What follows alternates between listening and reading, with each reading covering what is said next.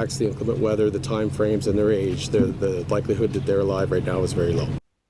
That was Sergeant of Nova Scotia Major Crimes Robert McCammon back on May 7th, 6 days after 60-year-old Lilly Sullivan and her 4-year-old brother Jack were reported missing from their Lansdowne station home in Nova Scotia by their mother, Malaya Brooks Murray.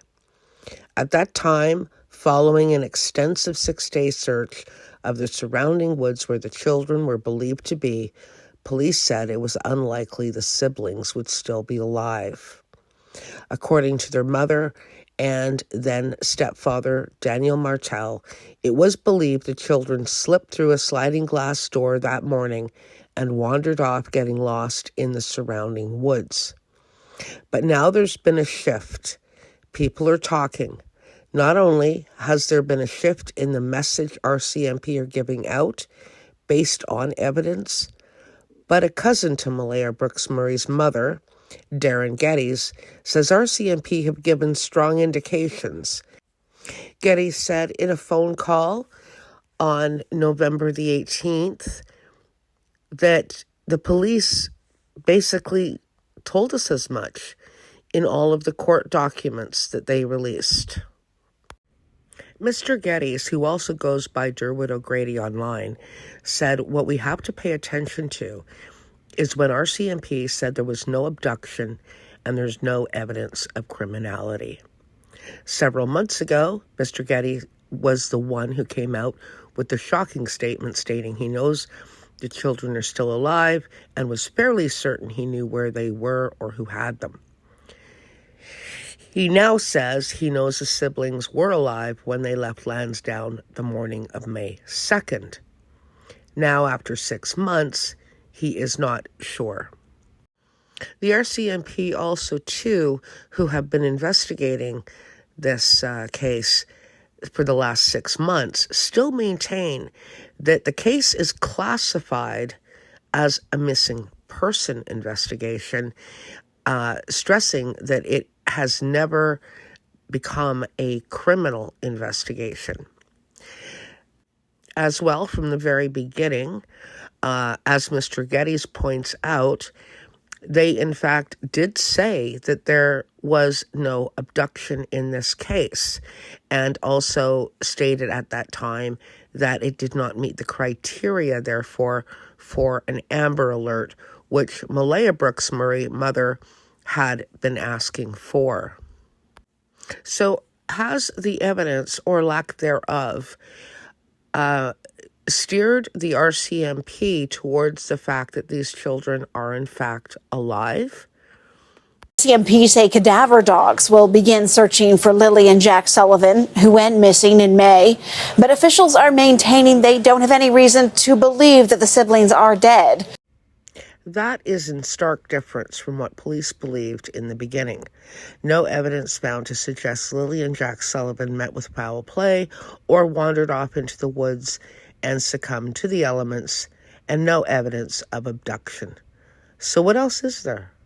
Belinda Gray, the children's paternal grandmother and mother to the children's bio dad, Cody Sullivan, has stated when Malaya Brooks Murray and Cody ended that relationship, Brooks Murray went for and was granted sole custody of Lilly and Jack. Could that piece of information suggest why legally there is no abduction? As many have suggested, Malaya Brooks Murray wanted out of her relationship with Martel and relocated the children elsewhere.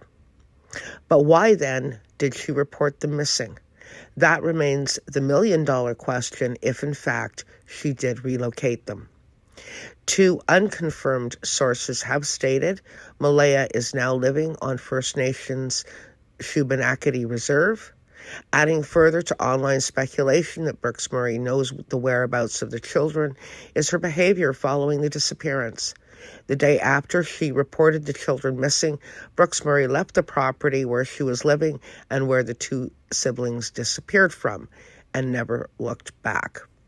Further, she has declined all interviews requested by mainstream media, blocked Martel on social media, temporarily living with her mother, Cindy Murray, before it's believed she moved onto the Shubenacadie Reserve. As for Mr. Geddes, well, he expects an arrest very soon.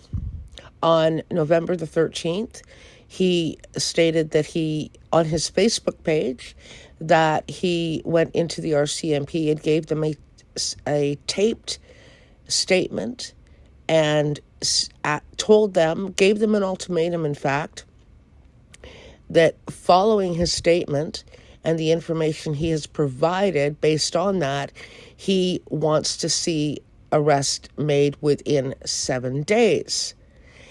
If not, he wanted his taped interview to be completely unredacted and released to the public. When I spoke to him on November the 18th, he still maintains that he would hope that the RCMP would unredact the tape, release it to the public if they do not make arrests. However, I did ask him, or what? What if they don't? And I did ask him if he intended to go public, and he said that he did, but did not provide a time frame. He maintains today in a message to expect arrests very soon. The province of Nova Scotia has provided a reward up to $150,000 for information leading to the whereabouts of Lilly and Jack Sullivan, or information leading to the knowledge of what happened to them. Alternatively, also, if you have any information on their whereabouts or know what happened to Lilly and Jack Sullivan, you are asked to call Crime Stoppers if you wish to remain anonymous. And that number is 1-800-222-8477. Please make sure that you're following if you wish to stay up to date on this story and others that I do cover as well. If you are a TikTok follower of mine, please consider taking a subscription.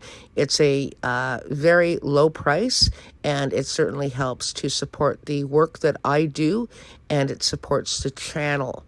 If you wish to support in a slightly larger way, you could also consider becoming a super fan, as they call it on TikTok. And if you are over on YouTube watching my videos, please subscribe. There is no cost for subscribing on YouTube. There are links, however, on my channel if you wish to throw me a coffee or any kind of support there.